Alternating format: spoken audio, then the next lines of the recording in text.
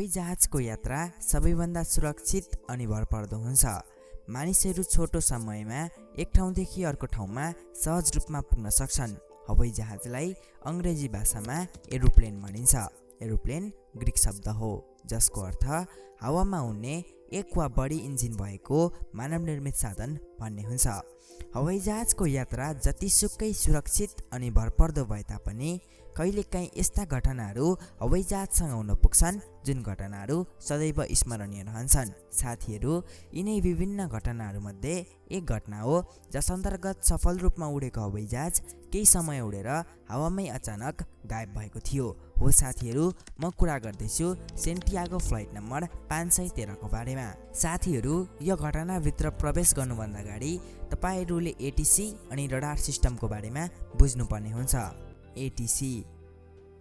ATC को पूरा रूप एयर ट्राफिक कन्ट्रोल हो। यो प्रत्येक एयरपोर्टमा हुने गर्दछ।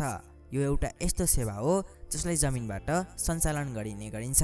एटीसीमा केही दक्ष जनशक्ति रहेका हुन्छन् जसले हवाईजहाजलाई कति उचाइमा उड्ने, कुन रनवेमा ल्यान्ड गर्ने, मौसमको जानकारी दिने लगायत अन्य निर्देशनहरू पाइलटलाई दिने गर्दछन्। यदि कुनै हवाईजहाजको सम्पर्क एटीसीसँग टुट्न पुग्यो भने उक्त हवाईजहाज दुर्घटनाग्रस्त हुनेछ।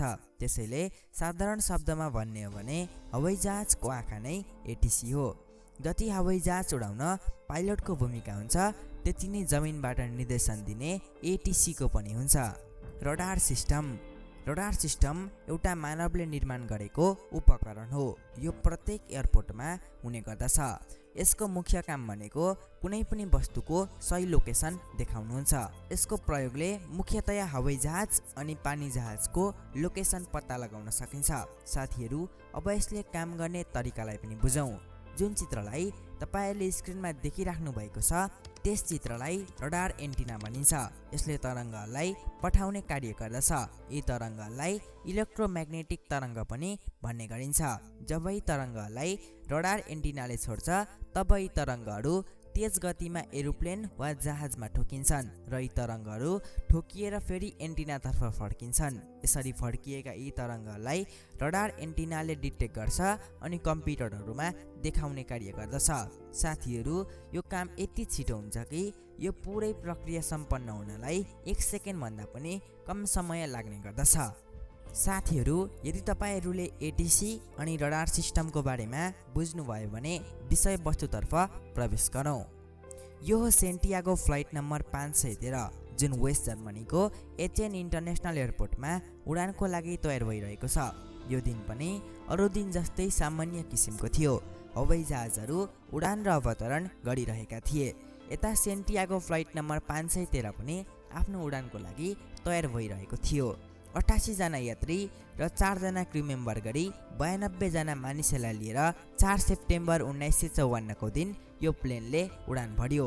यो प्लेन वेस्ट जर्मनीको एचएन एयरपोर्टदेखि ब्राजिलको पोर्टो एलेग्रे इन्टरनेसनल एयरपोर्टमा पुग्नुपर्ने थियो।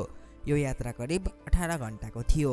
यो हवाईजहाजको क्याप्टेन मिगविल भिक्टर क्युडी थिए। उडान भरेको केही समय पछाडि यो एरोप्लेन आवश्यक उचाइमा पुग्यो। यो एरोप्लेनलाई ब्राजिल पुग्न एटलान्टिक महासागरमाथिबाट उड्नुपर्ने थियो।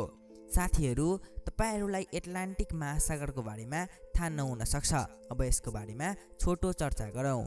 जसरी मानिसहरूले पृथ्वीको भूभागलाई देशको रूपमा विभाजन गरे त्यसरी नै समुद्रलाई पनि मानिसहरूले महासागरको रूपमा विभाजन गरे। पृथ्वीमा 5 वटा महासागरहरू छन् जस्तै Pacific ocean, Atlantic ocean, Indian ocean, southern ocean अनि आर्कटिक ओसियन। यिनै विभिन्न महासागरहरूमध्ये एटलान्टिक महासागर पनि एक हो। क्षेत्रफलको रूपमा प्रशान्त महासागर पछिको दोस्रो ठुलो महासागर पनि हो। यो महासागरले पृथ्वीको कुल भूभागमध्ये 20% भाग ओगटेको छ। यानि कि यो महासागर यति विशाल छ कि यसले झन्डै पृथ्वीको आधा भन्दा पनि बढी जमिनलाई आफूमा अटाउन सक्छ। एटलान्टिक महासागरसँग 133 वटा देशहरूको सिमाना जोडिएको छ। अब यता यो विमान पनि एटलान्टिक महासागरमाथिबाट उडिरहेको छ। यो महासागरमाथिबाट उडेको केही समय पछाडि हवाईजहाज अचानक रडार सिस्टमबाट गायब हुन्छ। धेरै समय बितिसकेपछि पनि यो प्लेन रडार सिस्टममा देखिँदैन, जसले गर्दा एटिसीका कर्मचारीहरू चिन्तित हुन्छन्। उनीहरूले प्लेनसँग निरन्तर सम्पर्क गर्ने प्रयास गर्दछन्, तर पनि उक्त प्लेनबाट कुनै पनि जवाफ आउँदैन र उक्त प्लेनसँग सम्पर्क पनि हुन सक्दैन। निर्धारित समयमा ब्राजिलको पोर्टो एलेग्रे इन्टरनेसनल एयरपोर्टमा हवाई जहाज पुग्दैन। त्यसैले सबै एटिसीका कर्मचारीहरूले यो सोच्छन् कि विमान एटलान्टिक महासागरमा दुर्घटनाग्रस्त भयो। त्यसैले एटिसीले खोजकर्ताहरूको समूहलाई एटलान्टिक महासागरमा पठाउँछ, किनभने विमानको सम्पर्क एटिसीसँग टुट्दा उक्त विमान एटलान्टिक महासागरमाथिबाट उडिरहेको थियो। खोजकर्ताहरूको समूहले एटलान्टिक महासागरमा विमान दुर्घटना भएको कुनै पनि सबुत फेला पारेनन् र यात्रा गरिरहेका यात्रुहरूको पनि मृत शरीर भेटिएन। त्यसपछि खोजकर्ताहरूले यो अनुमान लगाउँछन् कि विमान दुर्घटनाग्रस्त भएपछि एटलान्टिक महासागरको गहिराइमा गयो। उनीहरूले विमान दुर्घटना भएको छेउछाउको गहिरो ठाउँमा गएर पनि जाँच गर्छन्, तर पनि कुनै पनि सबुत फेला पार्न सक्दैनन्। विमानको यात्रुहरूको आफन्त यो घटनाले गर्दा निकै चिन्तित पनि हुन्छन्। त्यस्तै केही दिन बित्यो हप्तामा, हप्ता बित्यो महिनामा र महिना बित्यो सालमा, तर पनि विमानको अत्तो-पत्तो थिएन। यसरी नै 2 वर्षसम्म सर्च अपरेसन चल्यो, तर पनि सबुत फेला नपरेपछि यो सर्च अपरेसनलाई पनि बन्द गर्नु पर्यो। र यसरी नै दिन आउँछ 12 अक्टोबर 1979। यो दिन एक अज्ञात विमान तेज गतिमा ब्राजिलको पोर्टो एलेग्रे इन्टरनेसनल एयरपोर्टतर्फ आउँछ। यसरी उक्त विमान रडार सिस्टममा पनि देखिन पुग्छ। एटिसीका कर्मचारीहरूले अज्ञात विमानसँग सम्पर्क गर्ने प्रयास गर्दछन्, तर पनि उक्त विमानबाट केही पनि जवाफ आउँदैन। त्यो अज्ञात विमान तेज गतिमा एयरपोर्टतर्फ बढिरहन्छ। एटिसीको त्यो अज्ञात विमानसँग सम्पर्क हुन सक्दैन। त्यसैले उनीहरूले रनवेलाई छिट्टै खाली गर्ने निर्णय लिन्छन् र केही समयपछि उक्त विमान ब्राजिलको एयरपोर्टमा अवतरण गर्छ।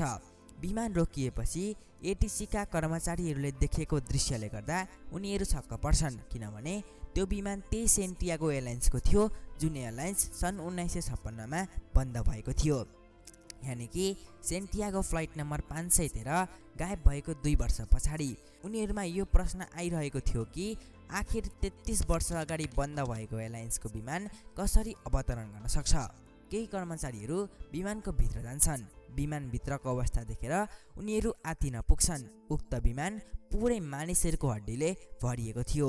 हरेक सिटमा मानिसहरूको सट्टा ती मानिसहरूको कङ्काल थियो। त्यसपछि उनीहरू आत्तिँदै ककपिटभित्र प्रवेश गर्छन्। ककपिटभित्रको अवस्था देखेर उनीहरू झन् आत्तिन पुग्छन्। ककपिटभित्रको अवस्था झन् खतरनाक अनि डरलाग्दो थियो। विमान उडाइरहेका क्याप्टेन मिगुएल भिक्टर क्युरीको हात विमानको कन्ट्रोल प्यानलमा थियो भने क्याप्टेन पनि कङ्कालमा परिणत भइसकेका थिए। यो विमान त्यही सेन्टियागो फ्लाइट नम्बर 513 रहेछ जुन बेपत्ता भएको 35 वर्ष भइसकेको थियो। अब हैरान हुने कुरा यी हो कि 35 वर्षसम्म यो विमान कहाँ थियो, जबकि विमानभित्र जीवित मानिस नभएपछि कसरी यो विमानले सही ढङ्गले अवतरण गर्यो। विमानको इन्जिनले यतिका वर्षसम्म कसरी काम गर्यो र विमान किन जस्ताको त्यस्तै छ। यी प्रश्नहरूले सामान्य मानिसहरूको दिमाग घुमाइदिन्छ होला र यो विमानको इन्भेस्टिगेसन पनि सुरु गरियो।